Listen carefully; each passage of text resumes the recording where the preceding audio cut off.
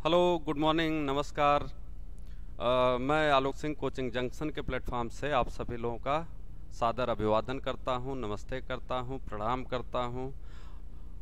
तो पढ़ाई के क्रम में बात करते हैं। आपने देखा कि कल आपको बताया गया, कल और परसों की क्लासेज में, मतलब पिछले 2 वीडियो में आप देख रहे होंगे कि मौलिक अधिकार के अंतर्गत समानता का अधिकार और स्वतंत्रता का अधिकार बताया गया था। लेकिन अनुच्छेद 21 में अगर हम बात करें तो वहां पर एक नया उपभाग जोड़ा गया, एक नया भाग जोड़ा गया। वह भाग क्या है? ए। यहां पर वह भाग है ए। तो यह जो भाग बता रहा है ए, यह क्या है? शिक्षा का अधिकार। तो अनुच्छेद 21 में ही एक भाग जोड़ा गया जिसे हम कह सकते हैं उपभाग। ठीक है, इसी का दूसरा भाग है अनुच्छेद 21 का। पहले में कह रहा है गरिमामय जीवन जीने का अधिकार, अनुच्छेद 21 कह रहा है गरिमामय जीवन जीने का अधिकार। लेकिन अनुच्छेद 21 ए क्या कह रहा है? अनुच्छेद 21 ए कह रहा है शिक्षा का अधिकार। तो ध्यान दीजिएगा, शिक्षा का जो विषय था सर्वप्रथम 1976 तक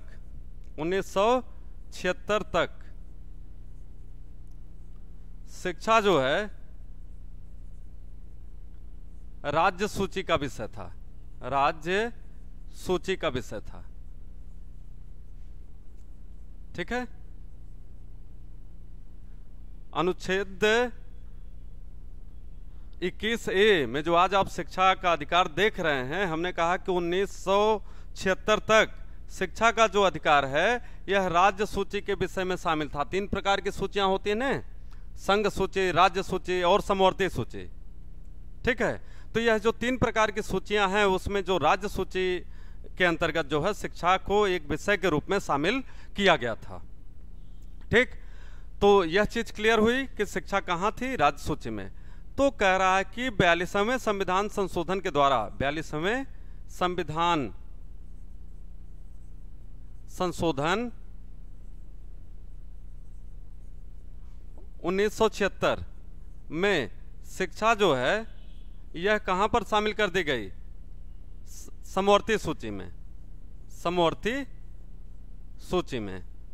ठीक, समवर्ती सूची में इसको शामिल कर दिया गया। यह मोटे मोटे सब फैक्ट्स हैं जो बड़े इंपॉर्टेंट है आपके लिए। तो किस वर्ष जो है शिक्षा को समवर्ती सूची में शामिल किया गया? तो आपका आंसर क्या होगा? 1976 में। ठीक है, किस संविधान संशोधन के द्वारा? तो आंसर है इसका 42वें संविधान संशोधन के द्वारा शिक्षा को कहां पर शामिल किया गया? तो कह रहा है कि समवर्ती सूची के अंतर्गत। मतलब जैसे ही समवर्ती सूची के अंतर्गत शामिल होता है तो भारत की संसद और राज्य की विधानसभाओं को यह अधिकार प्राप्त हो गया कि वह शिक्षा संबंधित नियमों का निर्माण कर सकती हैं। ठीक है, यह चीज यहां पर एकदम क्लियर है। फिर थोड़ा और आगे बढ़ते हैं तो अनुच्छेद 45 में, अनुच्छेद 45 के अंतर्गत कह रहा है कि राज्य का दायित्व होगा, राज्य का दायित्व होगा कि वह शिक्षा का विकास करे, शिक्षा का प्रसार करे। ठीक, अनुच्छेद 45 के अंतर्गत यह चीज दी गई, शिक्षा से संबंधित है। तो लेकिन वह भाग 4 में था, वह वहां पर भाग 4 में था। इसका मतलब यह था कि राज्य उसे लागू करने के लिए बाध्य नहीं था, राज्य उसके लिए नियम बनाने के लिए या उसे लागू करने के लिए बाध्य नहीं था। बड़ी स्पष्ट बात यहां पर दी गई है कि यह राज्य सूची कहां पर था? यह है भाग 4 में था, भाग 4। और आप जानते हैं या आगे पढ़ाया जाएगा कि भाग 4 का कोई भी उपबंध है, भाग 4 का कोई भी उपबंध है जो है वह है नॉन जस्टिसेबल या अवाद योग्य है। क्या है? अवाद योग्य, अवाद योग्य। मतलब अगर राज्य इसके लिए कोई नियम न बनाए तो हम राज्य को जबरन बाध्य नहीं कर सकते। State is not bound to make any law if it is not willing to form, तो state is not compelled to form law regarding education और regarding any article mention under part 4 of the constitution. क्यों? क्योंकि यह कह रहा है कि अवाद योग्य है, नॉन जस्टिसेबल है, नॉन जस्टिसेबल है। ठीक है, यह शब्द याद रखिएगा, नॉन जस्टिसेबल, अवाद योग्य है। फिर हमने कहा कि जब इसको हम आगे थोड़ा सा देखते हैं तो यहां पर एक बड़ी इंपॉर्टेंट चीज है। वह क्या है कि इसके अंतर्गत आप यह भी पाएंगे कि राज्य इस दायित्व से बाध्य भी था, मुक्त भी था, दोनों ही बातें हम यहां पर कर सकते हैं। लेकिन यह आगे जैसे जैसे हम बढ़ते हैं तो बाद में 86वें संविधान संशोधन के द्वारा 86वें संविधान संशोधन 2002 में शिक्षा को मौलिक अधिकार बनाया गया। मौलिक अधिकार के रूप में स्थापित किया गया, मौलिक अधिकार के रूप में स्थापित किया गया। ठीक है, तो किसके लिए किया गया? तो कहता है 6 से 14 वर्ष तक के बच्चों के लिए, 6 से 14 वर्ष तक के बालकों के लिए। ठीक है, तो 6 से 14 वर्ष के बालकों के लिए 86वें संविधान संशोधन के द्वारा 2002 में शिक्षा को एक मौलिक अधिकार के रूप में संविधान में स्थापित किया गया, प्रतिस्थापित किया गया। ठीक है, तो इस चीज का ध्यान आपको यहां पर देना है। इसके साथ साथ आप देखिए कि कहां पर शामिल किया गया। यहां पर एक चीज और याद रखिएगा, किस क्लास तक के बच्चों को यहां पर शिक्षा का उपबंध किया गया। तो कहता है कक्षा 1 से 8 तक के बालकों के लिए, कक्षा 1 से 8 तक के बालकों के लिए। तो कभी कभी यह भी ऑप्शन दे देता है, एज नहीं पूछता है कितने वर्ष के आयु के बच्चों के लिए, क्लास दे देता है। तो कक्षा 1 से लेकर के 8 तक प्लस 6 से लेकर के 14 वर्ष तक के आयु के जो बच्चे हैं उनकी शिक्षा का उपबंध यहां पर किया गया। ठीक है, तो राज्य का यह दायित्व हो गया कि राज्य का यह दायित्व हो गया कि वह जो है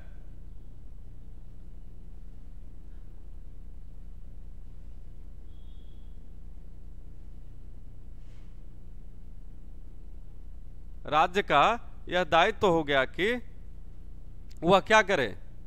तो कह रहा है कि राज्य जो है यहां पर निःशुल्क शिक्षा, निःशुल्क शिक्षा की व्यवस्था करे, निःशुल्क शिक्षा की व्यवस्था करे। तो यह जो निःशुल्क शिक्षा की व्यवस्था करने की बात है यहां पर, यह यहां पर दिया गया। कहां पर? अनुच्छेद 21(a) के अंतर्गत। तो 86वें संविधान संशोधन के द्वारा 2002 में शिक्षा को मौलिक अधिकार के रूप में 6 से 14 वर्ष तक की आयु के बच्चों के लिए, कक्षा 1 से 8 तक की आयु वर्ग के बच्चों के लिए इसको एक मौलिक अधिकार के रूप में अनुच्छेद 21 के अंतर्गत एक उपभाग जोड़ करके ए, जिसे हम कहते हैं 21(a) के अंतर्गत इसको जो है यहां पर शामिल किया गया। तो यह सब मामला कहां पर आ गया? अनुच्छेद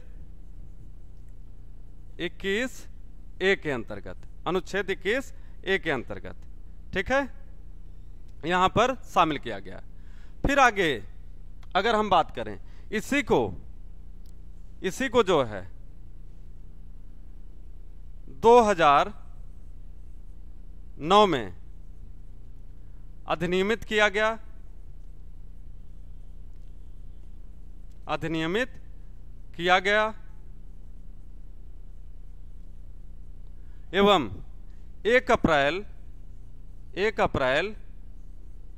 2010 से इसे मौलिक अधिकार के रूप में लागू किया गया, मौलिक अधिकार के रूप में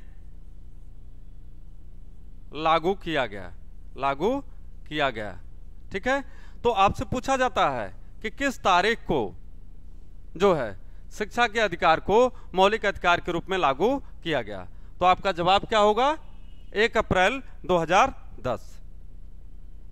तो मुझे उम्मीद है कि आपके लिए यह चीज क्लियर हो रही होगी। बहुत सारी चीजें इसके अंतर्गत हैं। यहाँ पर आपने देखा कि जो है शिक्षा राज्य सूची का विषय है। 42वें संविधान संशोधन के द्वारा 1976 में शिक्षा को समवर्ती सूची में स्थापित किया गया। अनुच्छेद 45 के अंतर्गत राज्य का दायित्व होगा कि वह शिक्षा का प्रचार करे, बालकों के लिए शिक्षा की व्यवस्था करे। फिर भाग 4 में होने की वजह से यह अबाध्य योग्य था, इसको लागू नहीं किया जाता था। 86वें संविधान संशोधन 2002 में शिक्षा को मौलिक अधिकार के रूप में लागू किया गया। कितने से कितने आयु के वर्ग के बच्चों के लिए? 6 से 14 वर्ष तक की आयु के बच्चों के लिए। इसके बाद कक्षा 1 से 8 तक, यह जब उम्र क्लास पूछा जाए कि किस वर्ग के किस आयु के बच्चों के लिए, तो यह यहाँ पर बात कर रहा है। ठीक, तो इसके बाद जो है यहाँ पर इस चीज को आपको ध्यान देना है। इसके बाद अगर हम बात करें तो 2009 में इसे जो है अधिनियमित किया गया, कानून बनाया गया इसको लागू करने के लिए, और 1 अप्रैल 2010 से मौलिक अधिकार के रूप में इसे लागू किया गया है। ठीक है। फिर इसके बाद अगर हम थोड़ा सा और आगे जाएं तो उसमें आप एक चीज पाएंगे कि जो बहुत इंपॉर्टेंट है आपकी जानकारी के लिए, वह क्या है? वह यह है कि जो है अनुच्छेद 51 ए के अंतर्गत, जो कि अनुच्छेद 51 ए क्या है? मौलिक कर्तव्य। मौलिक कर्तव्य यह दिया हुआ है। तो यह जो 51 ए मौलिक कर्तव्य था, इसी के अंतर्गत अनुच्छेद 51 ए का सब टाइटल के मतलब 11वां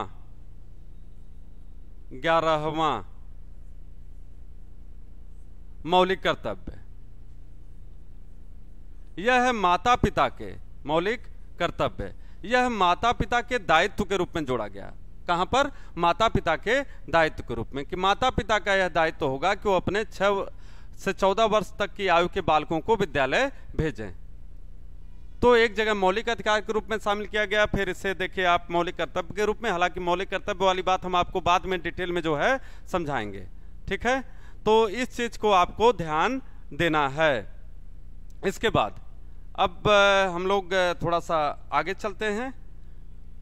ठीक है, तो अगला जो मौलिक अधिकार है आपका, वह क्या है? शोषण के विरुद्ध अधिकार। शोषण के विरुद्ध अधिकार। ठीक है, राइट अगेंस्ट एक्सप्लॉयटेशन, यह जो है दिया गया है। तो शोषण के विरुद्ध अधिकार अनुच्छेद 23 से लेकर के और 24 के अंतर्गत दिया गया है। कहां पर? अनुच्छेद 23 और 24 के अंतर्गत दिया गया है। तो अनुच्छेद 23 क्या कहता है? 23 कहता है मानव के दुर्व्यापार और बलात्श्रम, फोर्स्ड लेबर की बात कर रहा है, का प्रतिषेध किया गया है। मतलब किसी भी प्रकार के दुर्व्यापार और बलात्श्रम, फोर्स्ड लेबर को एबोलिश किया गया है। इसका तात्पर्य यह है कि किसी भी प्रकार का जो बंधुआ मजदूरी का एक कल्चर था, बंधुआ मजदूरी की एक जो प्रैक्टिस होती थी हमारे समाज में, कि हम मजदूर को क्या समझते थे? दास समझते थे। खास करके तब जब जमींदारी की व्यवस्था थी, तालुकेदारी की व्यवस्था थी, या कहें कि जब रजवाड़े की व्यवस्था होती थी। तो यहां पर जब संविधान निर्माताओं ने इस बात का ध्यान दिया कि अब भारत में किसी भी व्यक्ति का शोषण जो है इस आधार पर नहीं होगा कि उससे आप जबरदस्ती कोई काम लें, किसी भी तरीके का कोई फोर्स्ड लेबर उससे कराएं। ठीक है, तो यहां पर सीधे सीधे कहता है prohibition of human trafficking and force labour. Prohibition of human trafficking and forced labour मतलब किसी भी तरीके के जो दुर्व्यापार हैं और बलात्श्रम हैं उनका प्रतिषेध किया गया है भारतीय संविधान के द्वारा। किसी भी प्रकार के बंधुआ मजदूरी को लेकर के जो एक कंसेप्ट था उसको सीधे सीधे एबोलिश किया गया है। तो इस चीज को आपको यहाँ पर ध्यान देना है, इतनी सी बात जो है यहाँ पर। लेकिन कहता है जो सबसे इंपॉर्टेंट है कि राज्य अपने नियोजन के लिए किसी व्यक्ति को किसी व्यवसाय में संलग्न कर सकता है। राज्य जब आवश्यक हो, जब कोई महामारी आ जाए, आपदा आ जाए, तो आप देखते हैं कि एक वॉलंटियर बनने का भी कंसेप्ट चला है। तो राज्य बहुत सारे लोगों को जो राज्य संबंधी दायित्व हैं उनके निर्वहन करने हेतु बहुत सारे लोगों को उसमें एंगेज करता है, उसमें शामिल करता है, सम्मिलित करता है। तो यह चीज यहाँ पर कहता है कि अगर राज्य अपने हित के लिए, राज्य किसी कल्याणकारी योजना के विकास के लिए ऐसा कुछ करता है तो वह प्रतिषेध के दायरे में नहीं है, मतलब that is not prohibited. Clear? तो राज्य अपने उद्देश्यों की पूर्ति के लिए, किसी कल्याणकारी योजनाओं को लागू करने के लिए कुछ लोगों को किसी विशेष कार्यों में संलिप्त कर सकता है। तो यह एक्सेप्शन है राज्य के लिए, सरकार चाहे तो ऐसा कर सकती है। ठीक, फिर आगे है अनुच्छेद 24, देखिए यह भी शोषण के विरुद्ध अधिकार के अंतर्गत है। तो कहता है कि कारखानों आदि के बारे में बालकों के नियोजन का प्रतिषेध किया गया है। Means no children below the age of 14 shall be employed in any type of hazardous work. No children below the age of 14 shall be employed in any type of hazardous work. कोई भी बच्चा जो 14 वर्ष से कम आयु का है, कितना? 14 वर्ष, 14 वर्ष से कम आयु के बच्चे को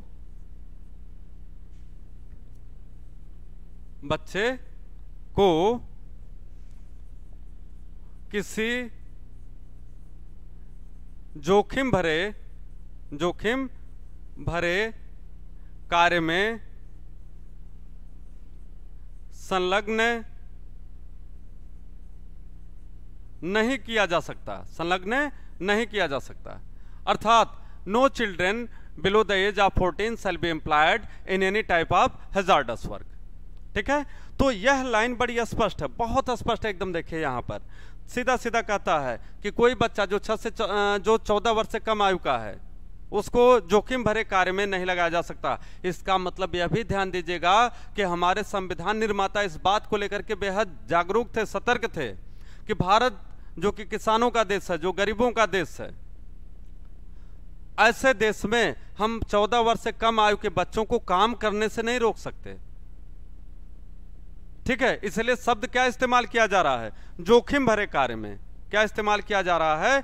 जोखिम भरे कार्य में। जोखिम भरे कार्य में तो नहीं लगाया जा सकता, लेकिन सामान्य कार्यों में बच्चों को भी लगाया जा सकता था। यह भारत की गरीबी को देखते हुए ऐसा संविधान निर्माताओं ने उपबंध किया हुआ था।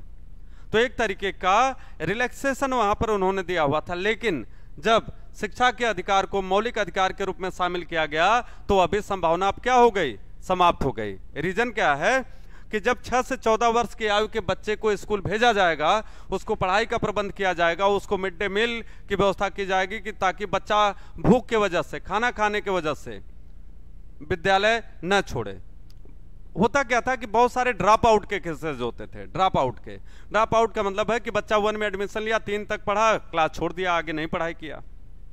बहुत सारे बच्चे 5 तक पढ़े, आगे नहीं पढ़े, क्लास छोड़ दिए। बहुत सारे बच्चे 8वीं तक पढ़े तो आगे नहीं पढ़ाई की। चलिए ठीक है, 8वीं तक के ऊपर नहीं पढ़ाई की, कोई बात नहीं, लेकिन कम से कम 8वीं तक की शिक्षा जो है, कक्षा 1 से लेकर के 8 तक की शिक्षा, यह आपका क्या हो गया? मौलिक अधिकार। तो जैसे यह मौलिक अधिकार बनता है तो यह संभावना जो आप यहां देख रहे हैं, सामान्य कार्यों में शामिल करने का निषेध नहीं किया गया था। तो यह भी क्लियर हो गया कि अब बच्चे को सामान्य कार्य में भी संलिप्त नहीं किया जाएगा। हमने कहा कि समझिए आर्टिकल 21A को और आर्टिकल 24 को कि क्या संभावना, क्या प्रोबेबिलिटी बनती है। तो संभावना यही बनती है कि अब जो बच्चा जोखिम भरे कार्यों में संलिप्त नहीं किया जा सकता था, उसे सामान्य कार्यों में भी संलिप्त करने की कोशिश इसलिए नहीं की जाएगी क्योंकि वह शिक्षा के अधिकार को मौलिक अधिकार के रूप में प्राप्त कर चुका है। तो राज्य का यह दायित्व होगा कि वह अपने 6 से 14 वर्ष की आयु के बच्चों को निःशुल्क शिक्षा की व्यवस्था करे, और अगर वह करता है तो बच्चा निश्चित रूप से काम करने के लिए किसी सामान्य कार्य के लिए कहीं संलिप्त नहीं किया जाएगा, किसी कारखाने में नहीं जाएगा, या किसी ऐसे कार्य को जिससे हम यह कह सकते हैं कि जिससे उसके शिक्षा का अधिकार जो है वंचित हो, वहां पर उसको शामिल या अप्लाई या उसको एक्सिक्यूट नहीं किया जा सकता है।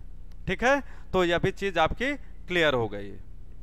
तो यहां पर यह प्रश्न पूछा जाता है कि जोखिम भरे कार्य का तात्पर्य क्या है। तो जोखिम भरे कार्य का तात्पर्य होता है, जैसे आप देखते हैं भारत में माइंस का एक कल्चर रहा है, कोयले की खदान, कोयला का कार्य होता था, या बहुत सारे ऐसे आयरन एंड स्टील प्लांट होते थे, या बिल्डिंग निर्माण का कार्य होता था। वह ऐसे कार्य थे जहां पर बच्चे के जान जाने का खतरा होता था, तो उससे जोखिम भरे कार्यों के अंतर्गत माना जाता है। ठीक है, अब इसके बाद हम लोग थोड़ा सा आगे बढ़ते हैं। तो आगे बढ़ने में यहां पर इस चीज का ध्यान देना है कि पीछे की चीजें भी हमें भूले ना है।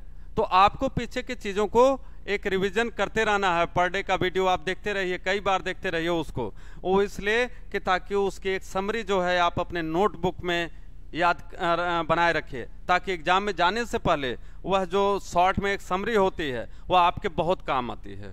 ठीक है, तो यह मेरी व्यक्तिगत सलाह है इस कोचिंग जंक्शन के प्लेटफॉर्म से कि आप उस चीज को जो है बार बार जो है दोहराते रहिए और टच में बने रहिए। अब आगे चलते हैं थोड़ा सा। अगला चौथा अधिकार जो है धार्मिक स्वतंत्रता का अधिकार, यह अनुच्छेद 25 से 28 तक दिया गया है। अनुच्छेद 25 से 28 तक दिया गया। तो यहां पर ध्यान दीजिए कि अनुच्छेद 25 क्या कह रहा है। 25 कह रहा है अंतःकरण की और धर्म के अबाध रूप से मानने, आचरण और प्रचार करने की स्वतंत्रता। ठीक है, अंतःकरण की और धर्म के अबाध रूप से, मतलब बगैर किसी बाधा के मानने, आचरण और प्रचार करने की स्वतंत्रता। ठीक है, इसका मतलब है कि प्रत्येक व्यक्ति वह किसी भी धर्म में जन्म लिया हो, वह किसी भी धर्म का फॉलोअर हो, उसे अपने धर्म के अनुसार आचरण करने, उसका पालन करने, उस अपने रीति रिवाजों को मानने आदि का अधिकार उसे प्राप्त होगा।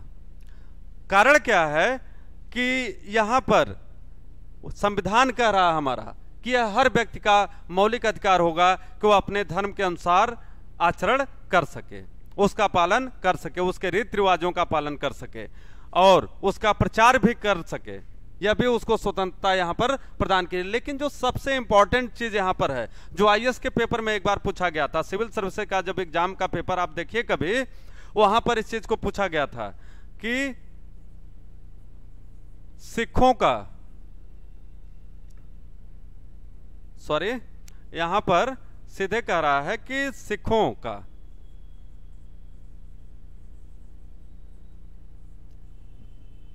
कृपाण धारण करने का, कृपाण धारण करना, यह भी एक अधिकार है।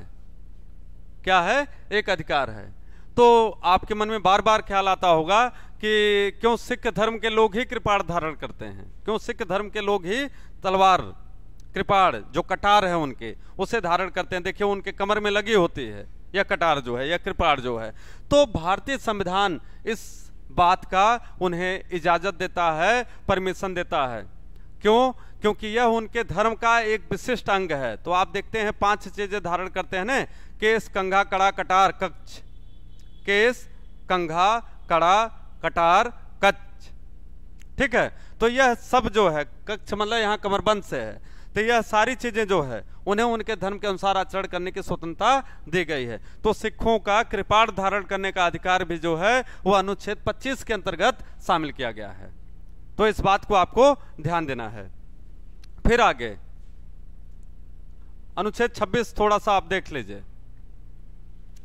अनुच्छेद 26 के अंतर्गत क्या कह रहा है कि धार्मिक कार्यों के प्रबंध की स्वतंत्रता।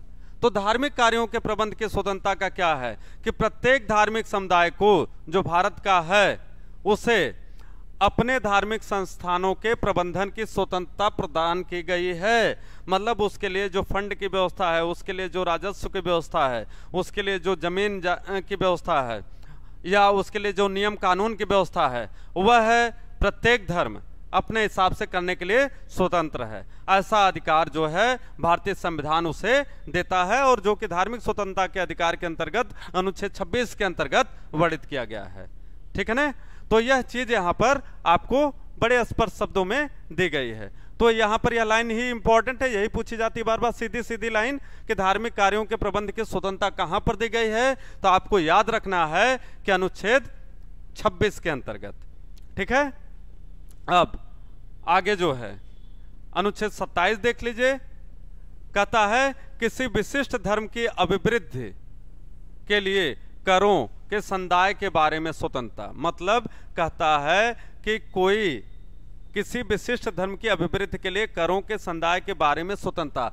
कोई भी धर्म अगर वह अपने लिए राजस्व की व्यवस्था करना चाहता है तो उसका वह राजस्व जो है कर के दायरे में नहीं आता है, यदि उसकी व्यवस्था सरकार ने नहीं की है। अगर सरकार ने किसी धर्म के लिए कोई कर नहीं दिया हुआ है तो उसे सरकार को टैक्स लगाने का भी अधिकार नहीं प्रदान किया गया है। ठीक है। वह उसके अपने अभिवृद्धि के लिए करों का संदाय कर सकता है, वह अपने मतलब राज्य नहीं करेगा कर का संदाय।